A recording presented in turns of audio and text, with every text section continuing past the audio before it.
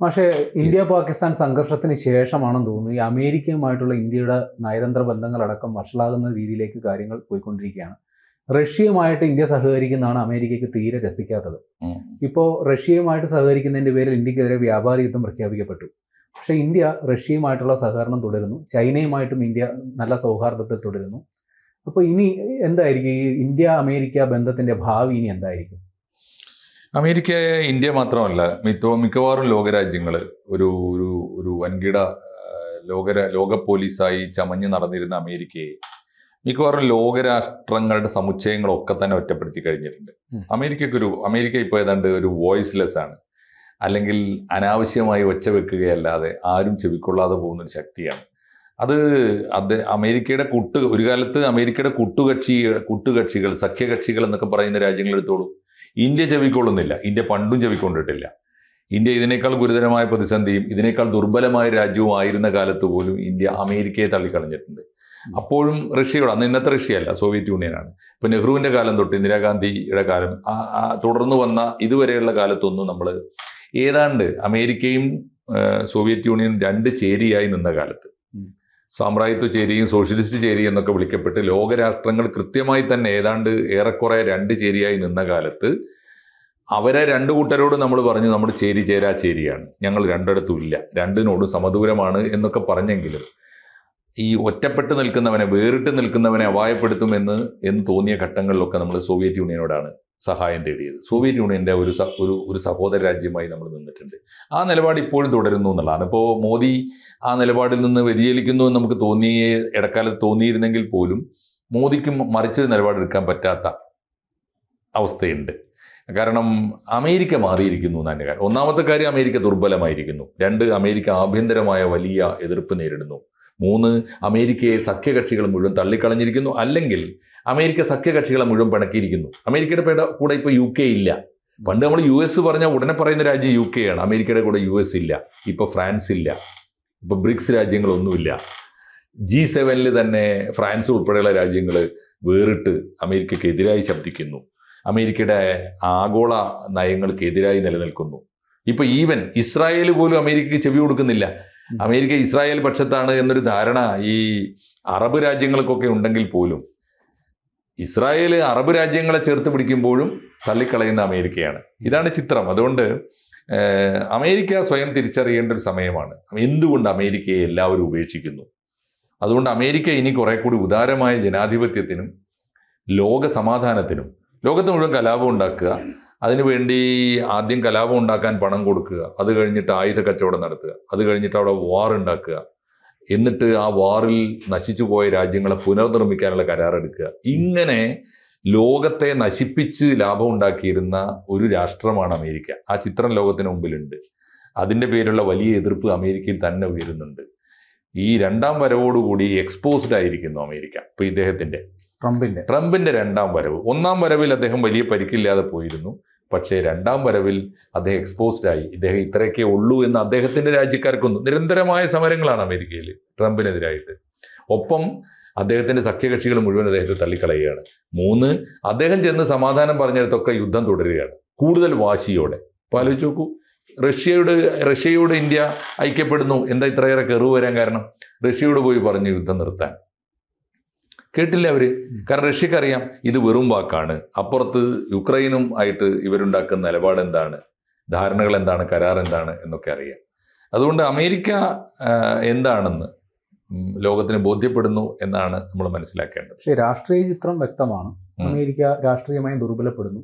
പക്ഷേ സാമ്പത്തിക രംഗത്ത് ഇതല്ലല്ലോ അവസ്ഥ. അമേരിക്കയുമായിട്ടുള്ള വ്യാപാര കരാർ സാധ്യമല്ലെങ്കിൽ ഇന്ത്യൻ വിപണികൾക്ക് വലിയ തിരിച്ചടി ഉണ്ടാകും എന്നുള്ള വസ്തുത നിലനിൽക്കെ ഒരു നയതന്ത്രപരമായൊരു സമീപനം അല്ലേ ഇക്കാര്യത്തിൽ സ്വീകരിക്കേണ്ടത്? അല്ലെ പൂർണ്ണമായും അമേരിക്കയെ തള്ളിക്കളയാൻ സാധിക്കുമോ?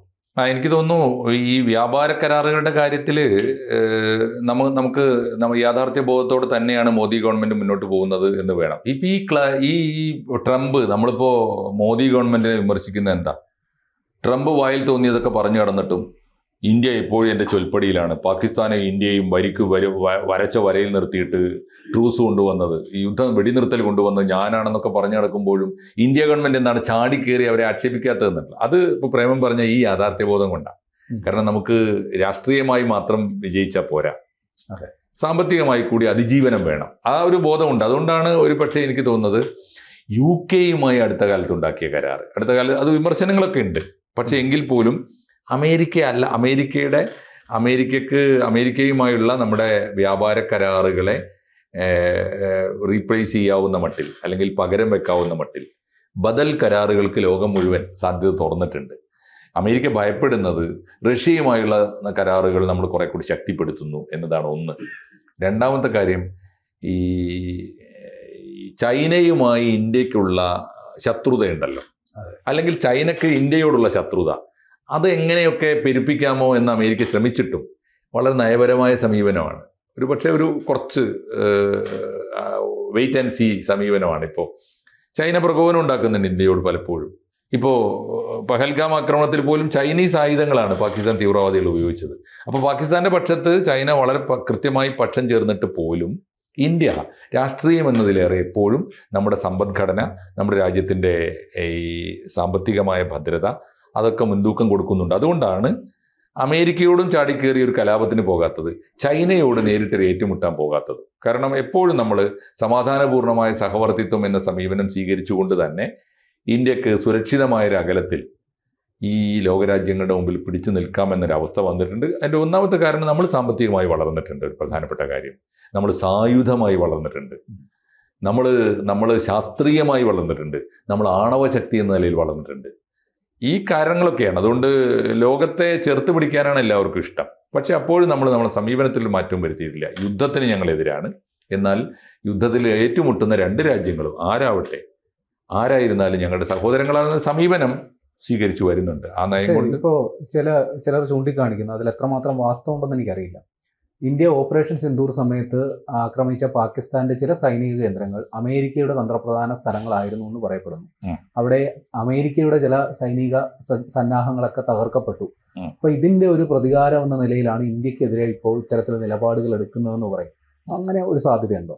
അല്ല, നേരത്തെ ഉണ്ടായിരുന്നു എന്നുള്ളത് ശരിയാണ്. ഇപ്പോൾ അമേരിക്കക്ക് പോലും അത്തരം സഹായങ്ങളിൽ നിന്നൊക്കെ തടിയൂരി പോകണമെന്നുണ്ട്. കാരണം ചരിത്രത്തിൽ അവർ പഠിച്ച ഒന്നാമത്തെ പാഠം, ലോകത്തിൽ ഇസ്ലാമിക തീവ്രവാദം, അങ്ങനെ തന്നെ പറയണം, വെറും തീവ്രവാദത്തെ അല്ല, പൊതുവെ തീവ്രവാദത്തെ പ്രചരിപ്പിക്കുന്നതിലും ശക്തിപ്പെടുത്തുന്നതിലും അമേരിക്കൻ സാമ്പത്തിക സായുധ സഹായങ്ങൾ കിട്ടിയിട്ടുണ്ട്. യാതൊരു തർക്കവുമില്ല. അത് നമ്മൾ ഈ മിഡിൽ ഈസ്റ്റിലെ എല്ലാ രാജ്യങ്ങളിലും കാണുന്ന എല്ലാ ഇസ്ലാമിക തീവ്രവാദത്തെയും, ബിൻ ലാദന്റെ അൽഖായിദ ഉൾപ്പെടെ ആയുധം കൊടുത്ത്, പരിശീലനം കൊടുത്ത്, കമാൻഡോസിനെ റിക്രൂട്ട് ചെയ്ത് അവിടെ നിന്നാണ് വളർത്തിയെടുത്തത്. അതുകൊണ്ട് ഈ ഭീകരവാദത്തിനെതിരായി അമേരിക്ക യുദ്ധം ചെയ്യാൻ തുടങ്ങുന്ന ഒരു രണ്ടാം ഘട്ടം നമ്മൾ കണ്ടു തുടങ്ങുന്നത്, അത് മാത്രം കണ്ടാൽ പോരാ. ഈ ഭീകരവാദത്തെ വളർത്തിയെടുത്ത ഒരു ഒന്നാം ഘട്ടമുണ്ട്. അമേരിക്ക അതിൽ നിന്ന് പഠിച്ചു. ഒന്ന്, അവർക്ക് തന്നെ പൊള്ളി. കാരണം ഈ തീവ്രവാദി, ഈ ഭൂതത്തെ കുടത്തിനകത്തുനിന്ന് തുറന്നു വിട്ടാൽ അവൻ നമ്മളെ ഏൽപ്പിച്ച ലക്ഷ്യത്തിലേക്ക് മാത്രമല്ല പോവുക, ചിലപ്പോൾ നമ്മുടെ നെഞ്ചത്തേക്ക് തിരിച്ചു വരുന്ന അമേരിക്ക മനസ്സിലായി. അതാണ് ഒന്നാമത്തെ പാഠം. രണ്ട്, അത് നമ്മൾ ഉദ്ദേശിച്ച പോലെ കുടത്തിലേക്ക് തിരിച്ചടക്കാൻ പറ്റില്ല. ഭീകരവാദം എന്ന ആയുധം തുറന്നു വിട്ടാൽ അത് ഏതെങ്കിലും ഒരു ഐഡിയോളജിയെ, പ്രത്യേകിച്ച് മതപരമായ ഒരു ആവേശത്തിനാണ് നമ്മൾ ഈ തീ കൊളുത്തുന്നത്. അതിനെ പിന്നെ ഭൂമിയിലെ ഈ ഒരു ഭരണകൂടത്തിന് അവരെ തിരിച്ചു അടിക്കാം. അത് ലോകമാകെ പൊട്ടിത്തെറിക്കാൻ തുടങ്ങി. ഇവരുടെ പരിധിയിൽ നിൽക്കാതായി. ഇവരുടെ സാമ്പത്തിക കേന്ദ്രങ്ങൾ തകർക്കാൻ തുടങ്ങി. തീർച്ചയായിട്ടും അക്കൂട്ടത്തിൽ ഇപ്പോൾ അഫ്ഗാനിസ്ഥാനിലും പാകിസ്ഥാനിലും ഒക്കെ ഇസ്ലാമിക തീവ്രവാദികളെ വളർത്തുന്നതിൽ അമേരിക്കക്ക് പങ്കുണ്ട്. പ്രത്യേകിച്ച് പാകിസ്ഥാൻ അമേരിക്കയോട് ഒട്ടി നിന്നൊരു ദീർഘകാലത്തെ ചരിത്രമുണ്ടേ, അതുണ്ട്. പക്ഷെ ഇപ്പോ പാകിസ്ഥാനും മനസ്സിലായി, തൊട്ടടുത്ത് ചൈന ഞങ്ങളെ സഹായിക്കാൻ തയ്യാറാണെങ്കിൽ, അവർ അമേരിക്കയേക്കാൾ വലിയ ശക്തിയാണെങ്കിൽ അവരോടല്ലേ സഹായം തേടാൻ നല്ലത്. അതുകൊണ്ട് ഇപ്പോൾ അമേരിക്കൻ താവളങ്ങൾ ഇന്ത്യ തകർക്കുക മാത്രമല്ല, അത് തകർക്കുന്നതിൽ ചൈനീസ് പങ്ക് കൂടി ഉണ്ടാവും. ഇന്ത്യ ഒരു മിസൈൽ ഇടുമ്പോൾ വേണമെങ്കിൽ പാകിസ്ഥാൻ ഗവൺമെന്റിനെ കൊണ്ട് തന്നെ 4 മിസൈലും കൂടി ഇടിയിച്ചിട്ട് ഇന്ത്യയുടെ അക്കൗണ്ടിൽ എഴുതി ചേർക്കാനുള്ള ബുദ്ധി ചൈനക്കുണ്ട്. അത് അമേരിക്ക തിരിച്ചറിയുന്നുണ്ട്. അതാണ് അതിൻ്റെ കാര്യം. തീർച്ചയായിട്ടും സങ്കീർണമാണ്. പക്ഷേ അമേരിക്ക ഒറ്റപ്പെടുന്നു, ദുർബലമാകുന്നു എന്നത് മറ്റെന്തൊക്കെ ദോഷങ്ങൾ അതിനുണ്ടായാലും ലോകത്തിലെ സമാധാന പ്രേമികൾക്ക് ശുഭകരമായൊരു വാർത്തയാണ്.